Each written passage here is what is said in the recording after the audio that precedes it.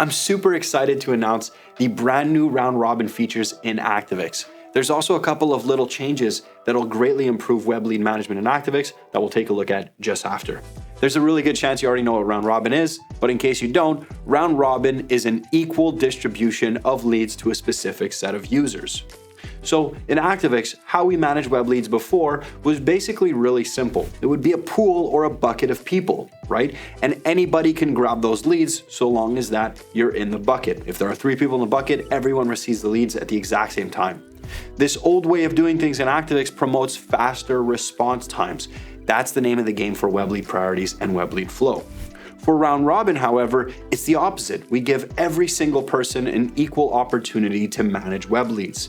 Everyone will get one turn, one after another, when responding to web leads. So each method of working has its trade-offs. With a bucket or a flow system, sometimes you can have people who are more aggressive or they take all the leads. Maybe the quality of their responses isn't as good if we're not monitoring those carefully.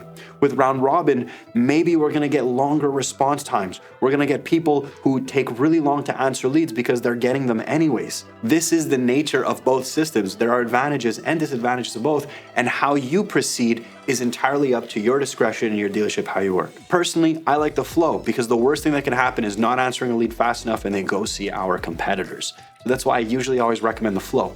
In any case, let me show you how to get started with round robin. To activate round robin, we're gonna start off by going into my account, and then we'll go into preferences. We'll scroll down to the web lead section, and here you'll find the web lead options along with the use round robin option here. You can simply turn this on to activate round robin, and of course, don't forget to hit save. There's a few little options that we'll take a look at in a second. Now that we've activated round robin, we simply have to go add users to the round robin flow. We'll go into the flow settings, we'll choose web lead, and now we can see the round robin has been activated. Here, I'll insert the relevant names of everybody who will be receiving leads one after another. Andrew, Andrea, and Mark will all be added to the round robin flow. So very simply, once again, everybody of this list will receive one lead, one after another. If a person receives an associated lead, so they already have a lead under their name based on account preferences that we'll look at in a second, if they receive another lead of the same person within a certain time frame, it will not consume their turn in the round robin. They'll actually receive the associated web lead and the next new lead will also go to them. So this is how you add people to the round robin. Super simple. Don't forget to do it for every one of your divisions if applicable. We'll go back into my account and preferences to see some of those settings we talked about earlier. The first setting is the auto assign user during association. This is what I just talked about. If you have this enabled, along with the delay here at the bottom, say for 6 months, if a associated lead comes in during this time frame, it'll be automatically assigned to the previous person. And once again, if round robin is enabled, it will not use the person's turn. Let's go back down into the web lead settings and look at the other round robin options. We have here the pause round robin when closed. What this will do will pause the distribution of leads outside of business hours. So users will not be getting any leads outside of business hours, once again, to make it the most equitable possible. If you only have one user who answers web lead outside of business hours, but the other ones don't, this puts a pause on that to make sure that everybody is only getting leads when the dealership is open. So obviously make sure that your business hours are correct over here in the screen. Next, we have check availability for round robin.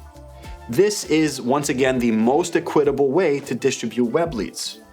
We now check for the user's availability in the schedule, but make sure that the schedule is properly set up. In this example, I have here the schedule for Wednesday, and we notice that Andrea Advisor is here from 9 to 9. But say Andrea only actually starts at 1. If I enable this option and Andrea only starts at 1, she'll still receive web leads potentially between 9 a.m. and 1 p.m. So there may actually be all kinds of leads that we're sitting on and not being answered because the schedule wasn't set up properly. So if you do use this option, once again, it is the most equitable way to do it, but make sure that your schedule is perfectly set up. These are, once again, part of the trade-offs that we talked about earlier. More equity for lead management means more management for lead management. And there you have it, all the new features and settings for the round robin. That's all you'll need to know to get started and get this set up at your dealership should you want to use the round robin. But there's also a few other changes that are really awesome. For example, the default division flow setting right over here. What this does is when a lead comes in with no division, in what flow do we send it? So for example, before, if we received a lead without a division, it would simply go to everybody who has the web lead module, because how do you manage a web lead with no division? We don't have a division flow for no division. Now we do. Now you can determine, based on however you work at your dealership, where do leads with no division go? Do they go in the new lead flow, in the used flow, or in the service flow? It's entirely up to you to decide which one works best for you. Now the last feature is delay with schedule. This is a pending lead alert settings. Once again, pending lead alert is late lead response reminders. Here we have it set up so every 15 minutes, send a notification 4 times to say you haven't answered a web lead.